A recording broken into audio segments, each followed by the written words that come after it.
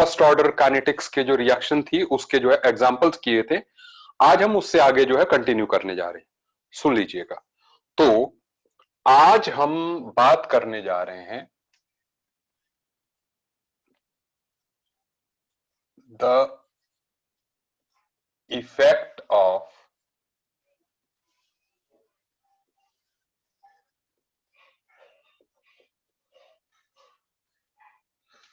Temperature on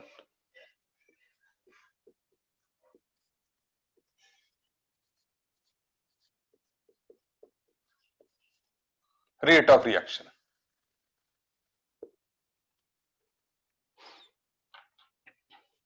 ठीक है, तो यहां पर टेम्परेचर का इफेक्ट रेट ऑफ रिएक्शन पे क्या होगा ये हमने देखना है। तो सबसे पहले मैं आपको बता दूं यहां पर, जस्ट एक मिनट दीजिए मुझे, एक मिनट।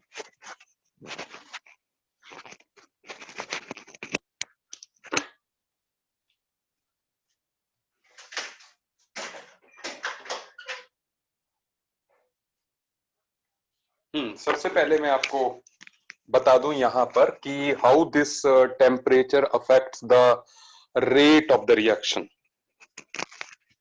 दैट इज, पहली बात, with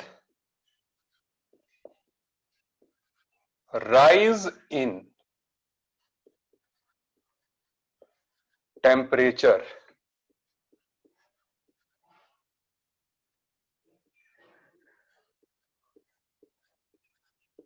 the value of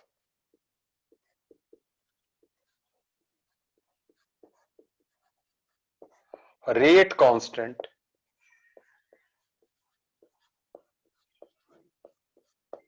increases। Rate constant क्योंकि रेट के डायरेक्टली प्रोपोर्शनल होता है, मतलब जो रेट है वो रेट कांस्टेंट पे डिपेंड करेगा। और हम कह रहे हैं कि with rise in temperature the value of rate constant increases. ठीक है, अब मैं ओल्ड टाइम से बात करूं, ओल्ड टाइम्स में ये कहा गया था, that is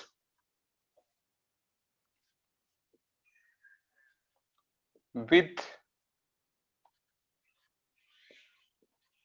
every 10 degree Celsius rise in temperature, the rate increases between 2 to 3 times। ठीक है, मतलब हर 10 डिग्री सेल्सियस टेम्परेचर राइज करने के साथ जो है टेम्परेचर दुगने या तिगने के रेट जो है वो डबल या ट्रिपल के बीच का हो जाता है। डबल भी हो सकता है, ट्रिपल भी हो सकता है, उसके बीच का भी हो सकता है। ठीक है, तो आप देख रहे हैं हर 10 डिग्री सेल्सियस के साथ जो है हमारा जो रेट है वो इंक्रीज करता जा रहा है। सुनते जाइए। Now there is one term related to this, that is called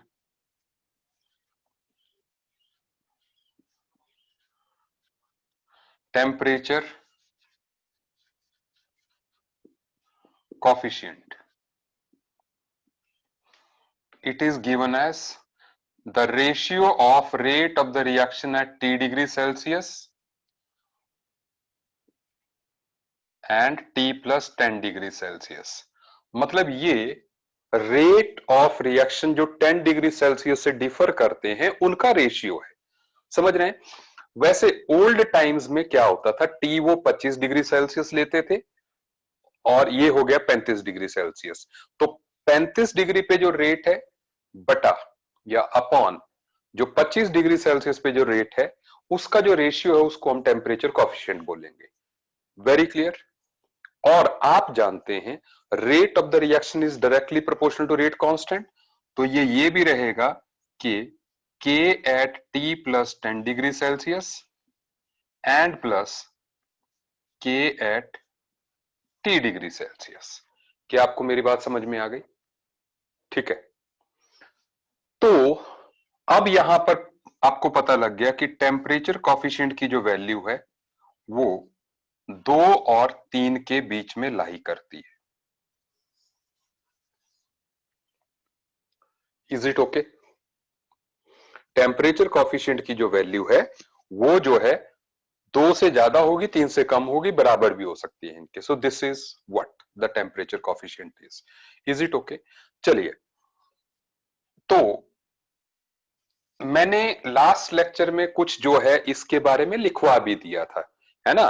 मैंने कुछ जो है टेम्परेचर, ठीक है, 10 raise to power temperature coefficient, वो सारी बात जो है मैंने लिखवाई भी थी। ठीक है। अच्छा, अब सुन लीजिए मेरी बात आप। यहां पर मैं एक क्वेश्चन आपको दे रहा हूं, ठीक है? आप क्वेश्चन को ध्यान से देखिए, आपने उसको सॉल्व करना है। That is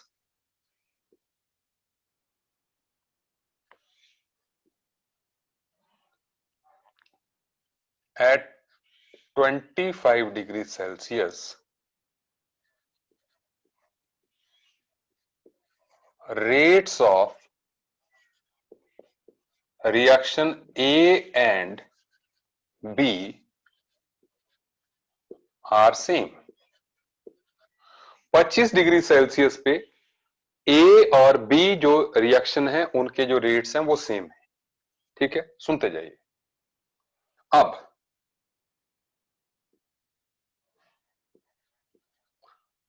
the temperature coefficient of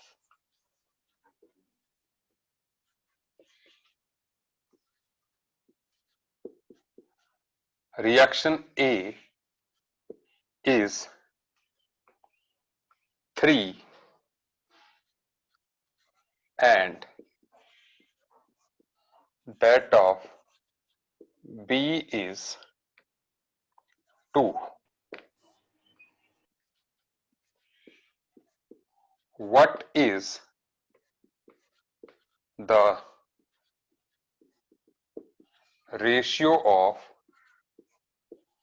rates of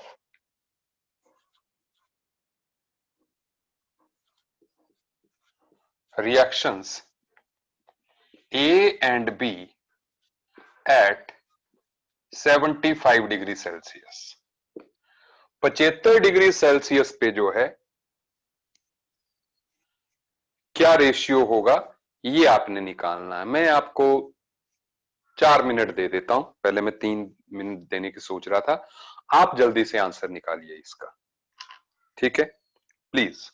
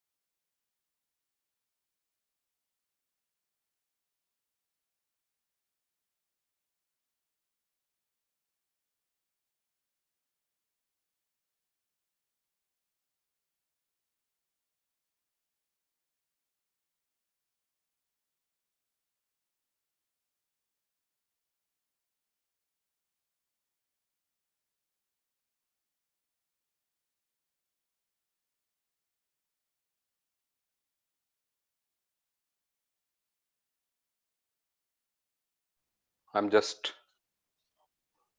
so someone has I think given me the answer. 729 is to 32। Shivansh Gautam ने जो है, ठीक है।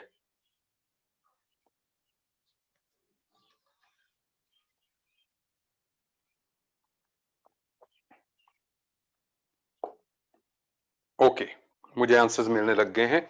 चलिए हम साथ साथ में अब जो है सॉल्व कर लेते हैं, ठीक है। सुन लीजिए, तो ये हम ए रिएक्शन की बात कर रहे हैं, ये हम बी रिएक्शन की बात कर रहे हैं।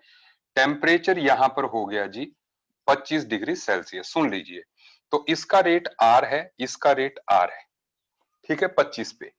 अब 35 डिग्री सेल्सियस पे इसने जो है, ठीक है, 35 डिग्री सेल्सियस ने इसमें जो है, इसने हो जाना है 3R और इसने हो जाना है 2R। देन 45 के 3 का स्क्वायर R, 2 का स्क्वायर R, देन 55, 65, 75। तो 3 का cube R, 3 raise to power 4R, 3 raise to power 5R, ऐसे ही 2 raise to power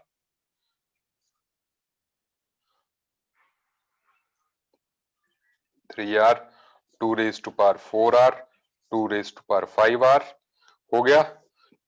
so at 75 degree Celsius rate of reaction A upon rate of reaction B is 3 raised to power 5R, 2 raised to power 5R. This is answer. 3 raised to power 5 and 2 raised to power 5. क्या आपको मेरी बात समझ में आ गई? ठीक है, now you can make the calculation. I hope that's right. कल क्योंकि क्लास कल लास्ट लेक्चर में बड़े अच्छे तरीके से नहीं हो पाई थी, मैंने लास्ट में ये भी लिखा था, मैंने कहा था कि R at T plus delta T is equal to, क्या लिखाया था मैंने, R at T degree Celsius into and temperature coefficient and delta T upon 10। Is it okay?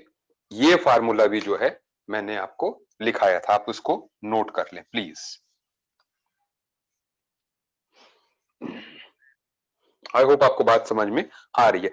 आज बड़े आराम से हम पढ़ेंगे, ठीक है ना, कंफर्टेबल पोर्शन है ये, टेम्परेचर की डिपेंडेंस जो है, ठीक है। अच्छा, अब आप मेरी बात जो है आगे सुनते जाइए।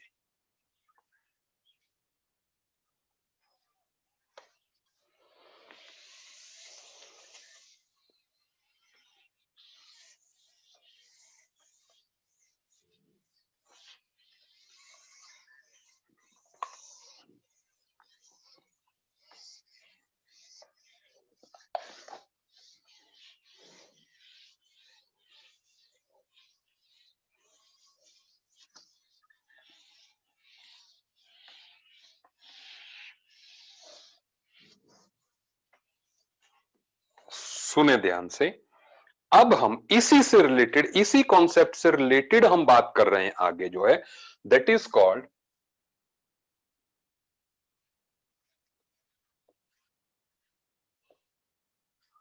Arrhenius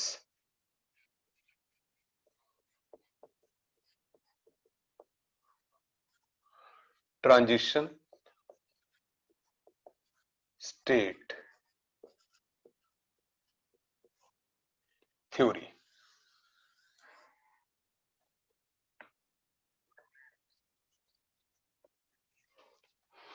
Now, what is there in this Arrhenius transition state theory?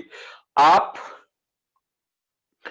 इसके कुछ पोस्टुलेट्स जो है आप समझ जाइएगा। मैं अभी आपके साथ स्क्रीन शेयर करना स्टार्ट कर रहा हूं, मुझे लगता है उससे बात आसान हो जाएगी। आप नोट डाउन भी कर लेना इस चीज को जो है, ठीक है। आप स्क्रीन शेयर में करूंगा, कुछ इंपॉर्टेंट पॉइंट्स में डिस्कस करूंगा, ठीक है। मतलब जो कि इस थ्योरी के मेन पॉइंट्स हैं, ठीक है। आपने उनको जो है नोट भी कर लेना है, ठीक है।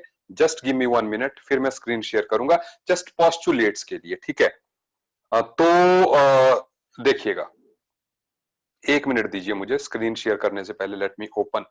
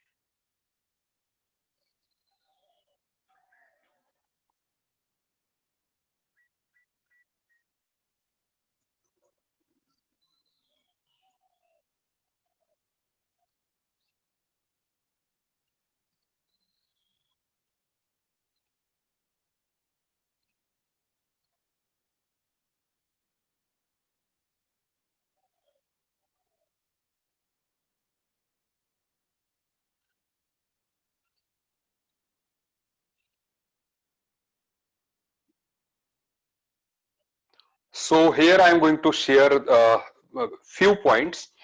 तीन चार इसके पॉस्टुलेट्स हैं, मैं समझाता भी जाऊंगा, आपके साथ शेयर भी करूंगा, आपने उसको जो है नोट कर लेना है। ठीक है, हियर वी स्टार्ट।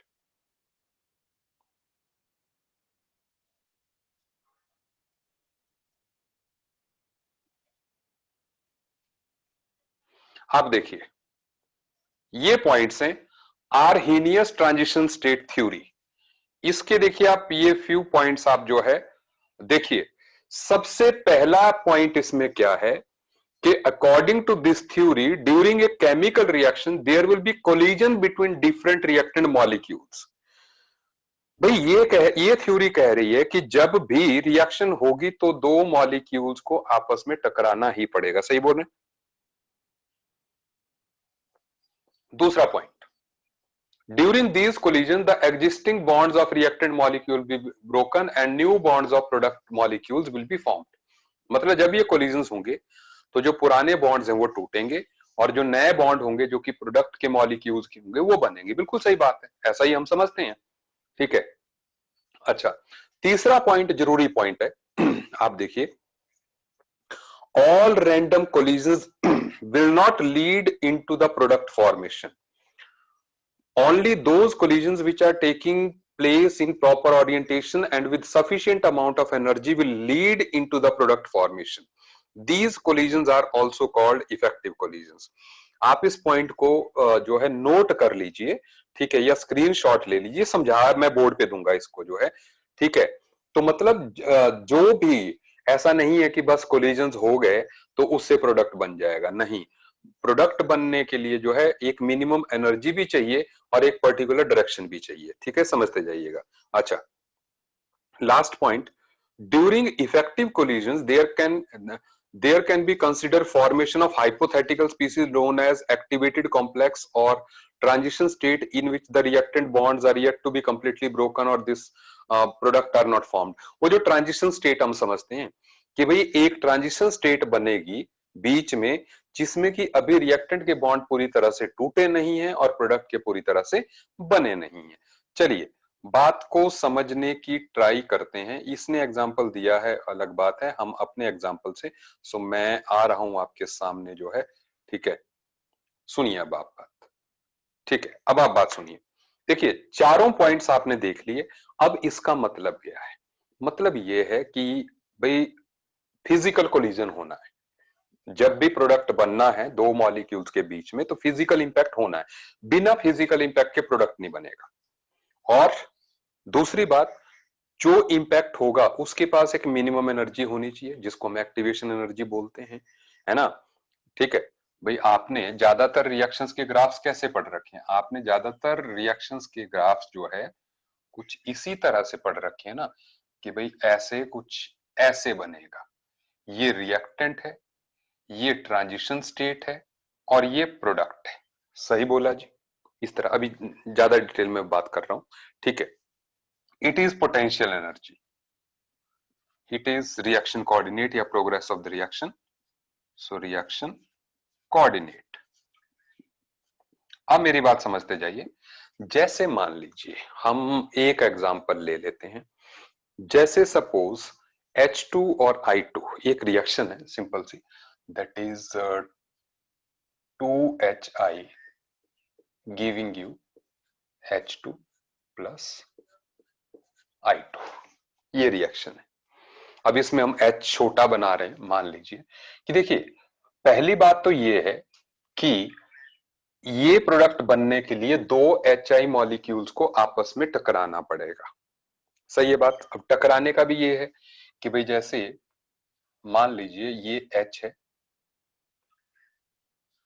ये H है, इसके साथ ये I आ गया, ये H है जी, ये I है, बड़े वाला I है।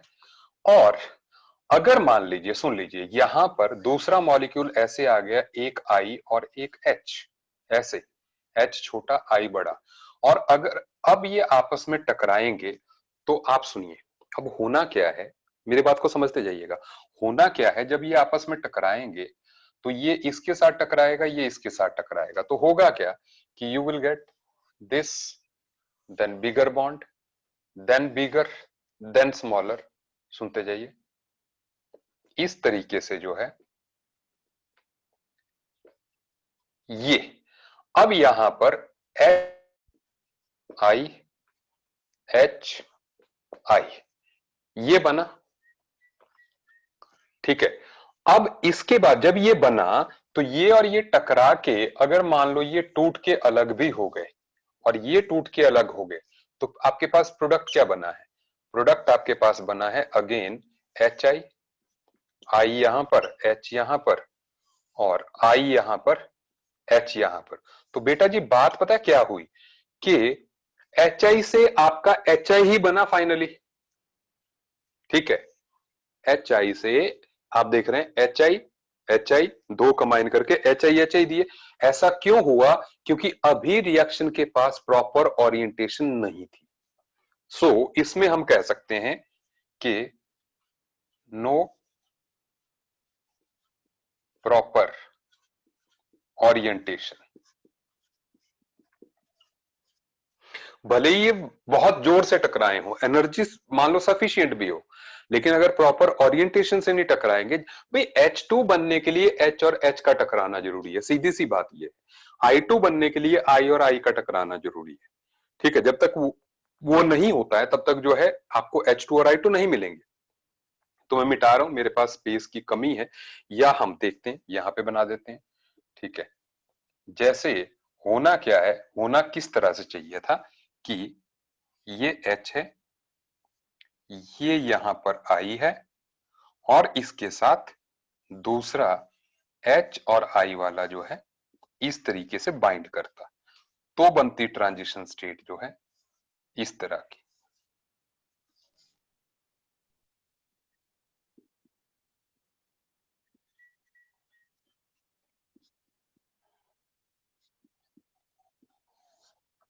ये होगी ट्रांजिशन स्टेट या एक्टिवेटेड कॉम्प्लेक्स, जो इसने टर्म लिखी that is this activated complex.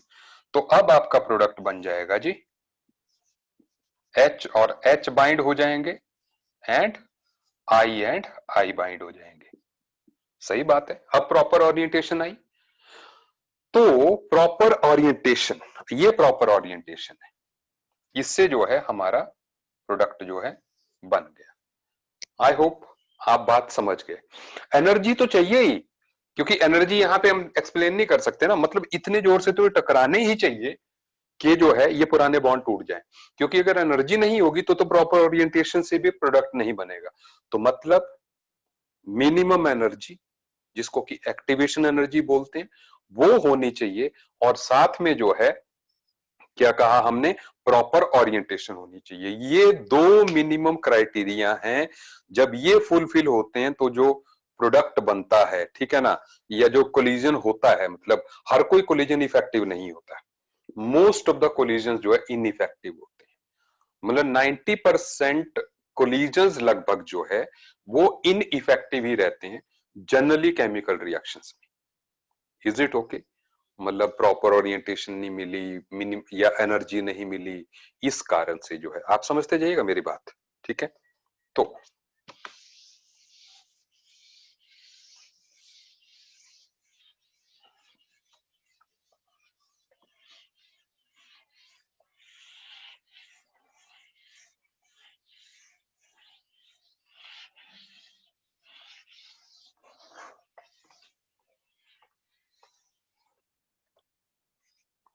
अब सुने, यहां पर देयर, हमने साइंटिस्ट का नाम लिखा आर्हीनियर ट्रांजिशन स्टेट थ्योरी। इस बंदे ने जो है एक इक्वेशन दी जिसको हम बोलते हैं आर्हीनियस इक्वेशन।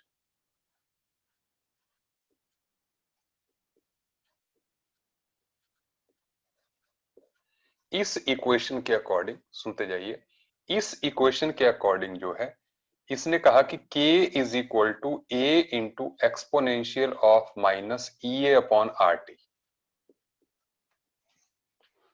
ये इसने रिलेशन दिया, आप सुनते जाइएगा मेरी बात, मैं आपको बता रहा हूं। ठीक है, देखो k रेट कांस्टेंट है, ठीक है। What is this a? इसको बोलते हैं प्री एक्सपोनेंशियल फैक्टर और फ्रीक्वेंसी फैक्टर। ये हमें क्या बताता है? ये हमें बताता है number of collisions taking place in unit time in unit volume. मतलब एक पर्टिकुलर वॉल्यूम में जो है कितने कोलिजन्स टोटल हो रहे हैं, इफेक्टिव इन इफेक्टिव नहीं, टोटल कितने हो रहे हैं, टोटल कितने मॉलिक्यूल्स टकरा रहे हैं एक पर्टिकुलर वॉल्यूम में एक पर्टिकुलर टाइम में। ठीक है, ये वो बताता है। और ये एक्टिवेशन एनर्जी है, you know minimum energy required to cross the energy barrier. ठीक है, ये तो यहां पर मतलब जैसे यहां पर मैं आपको थोड़ा सा आइडिया भी दे दूं, वो जो मैंने ग्राफ बनाया था ताकि बात पूरी तरह से क्लियर रहे कि यहां पर जो है जैसे हमने कहा ये रिएक्टेंट है, ये ट्रांजिशन स्टेट है और ये प्रोडक्ट है।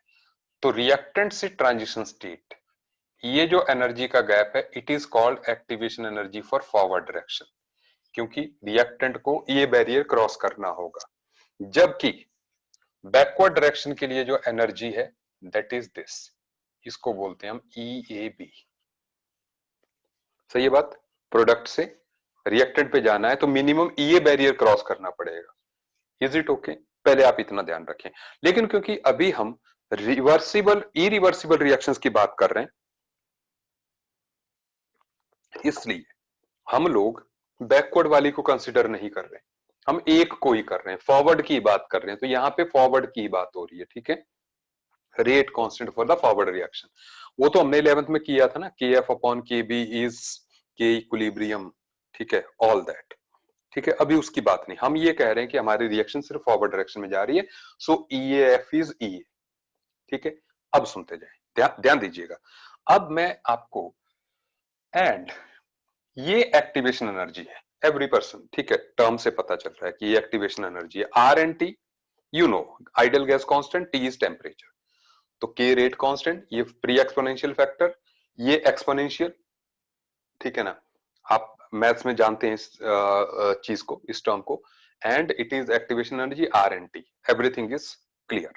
अब सुने, लेकिन अगर हम इसको कुछ इस तरीके से लें कि भैया ये, मेरी बात समझते जाना, ठीक है ना, ऐसे आउट ऑफ द वे बात समझिए आप, कि के बताता है या मान लो ए बताता है कि टोटल कोलिजन्स जो है per unit time per unit volume जो है 100 हुए।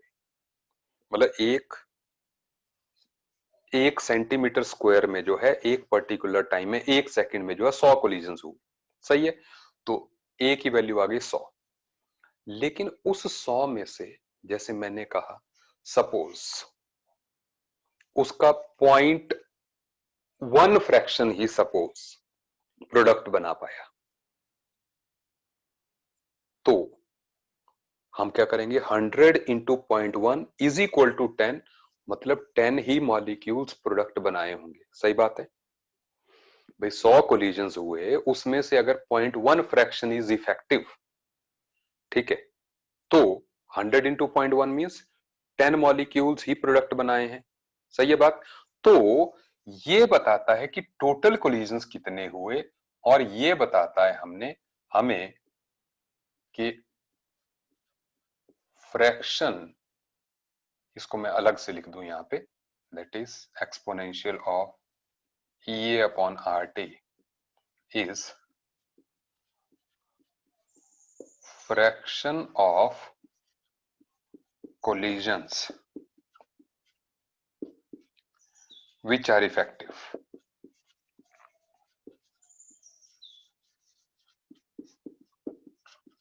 सुने बात, तो अब अगर ये हमें ये बताता है कि fraction of collisions which are effective, तो that means I can write कि it is equal to K upon ए।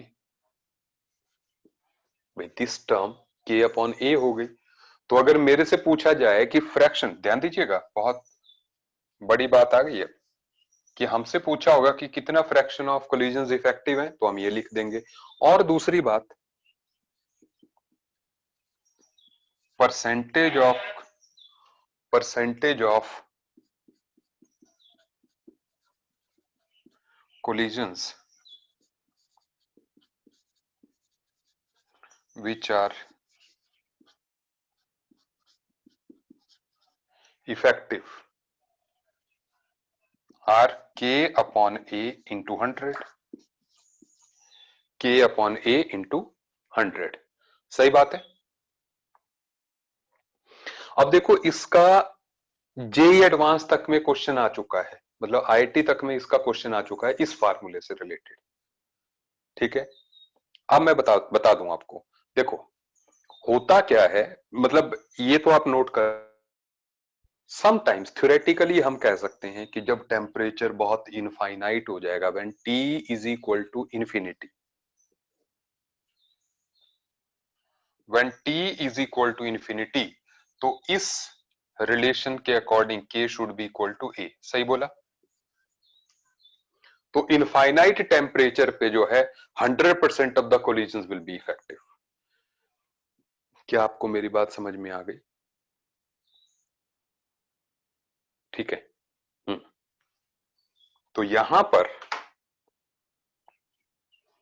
आप इस चीज को नोट कर लें सारा, फिर मैं आगे बढ़ता हूं। हाँ कल टेस्ट होगा, एंड टेस्ट का सिलेबस यार ऑलरेडी मैं बता चुका हूं। मैंने क्या बताया हुआ है? ओनली केमिकल काइनेटिक्स, क्या बताया हुआ है? 1 minute, just give me 1 minute. आप लोग भूल जाते हैं।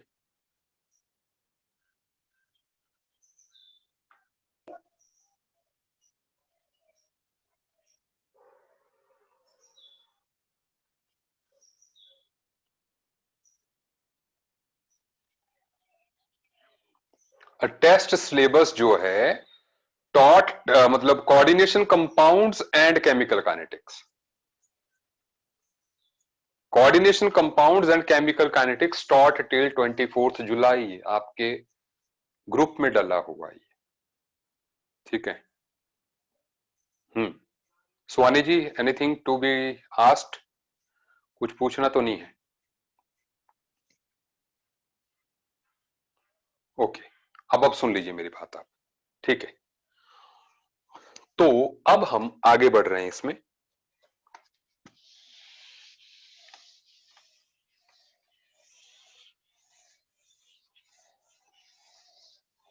अगर हम इसका लॉग लेंगे, जब हम इसका लॉग लेते हैं तो वी से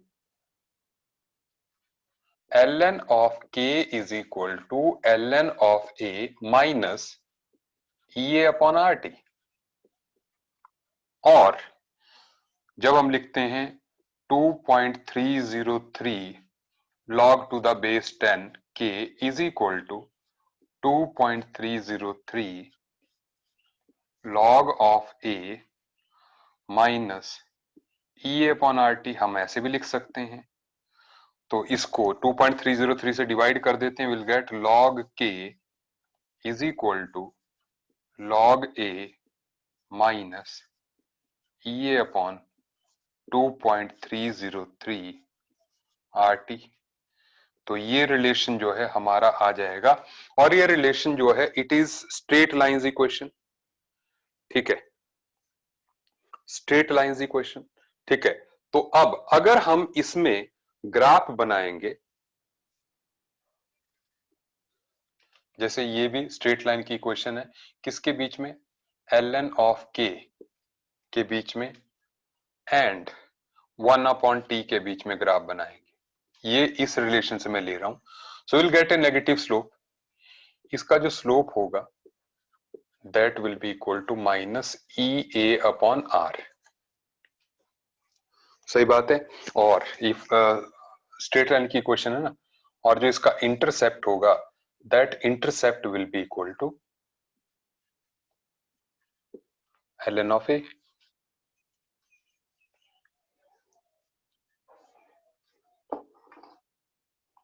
इज इट ओके?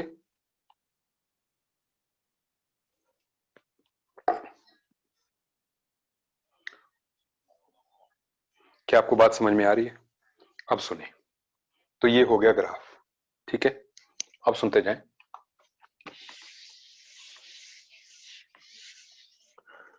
अब हम इस इक्वेशन को यूज करते हैं कि let at temperature equal to T1 K is equal to K1, तो ये आ जाएगा हमारे पास log of K1 is equal to log of A minus E A upon 2.303 R T1। ये आ गई पहली equation. And at temperature equal to T2 K is equal to K2, मान लो रेट कांस्टेंट जो है K2 के बराबर हो गया, तो ऐसे में अब हम लिख सकते हैं कि log of K2 is equal to log of A minus E upon 2.303 R T2। तो सेकेंड इक्वेशन, तो सेकेंड माइनस फर्स्ट करेंगे, we will get log of K2 upon K1 is equal to log of A तो कट जाएगा, so we will get E upon 2.3 R T2 minus E upon 2.303 R T1। सही बात है, ये minus sign है ना, इसलिए ये आ गया। ठीक है, एक मिनट, ये आएगा, इसको T1 माइनस T2 आ जाएगा ये, क्योंकि माइनस साइन है, इसके आगे माइनस साइन है ना, तो इसलिए T1 माइनस T2 आ जाएगा। ठीक है, log of K2 minus log of K1, मैंने यहाँ पे मैं थोड़ा सा आपको और कन्वीनियंट कर दूं, मेडिकल वालों को कई बार मैथ्स में प्रॉब्लम होती है, log of K2 minus log of K1, तो दिस माइनस दिस। ठीक है, वी विल गेट दिस, और फिर हम लिख सकते हैं log of K2 upon K1 is equal to E upon 2.303 R 1 upon T1 minus 1 upon T2।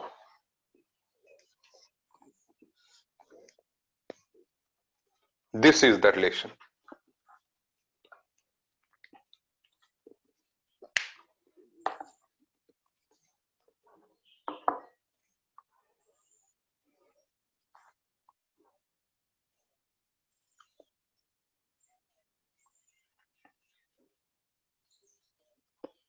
आप नोट कर ले प्लीज।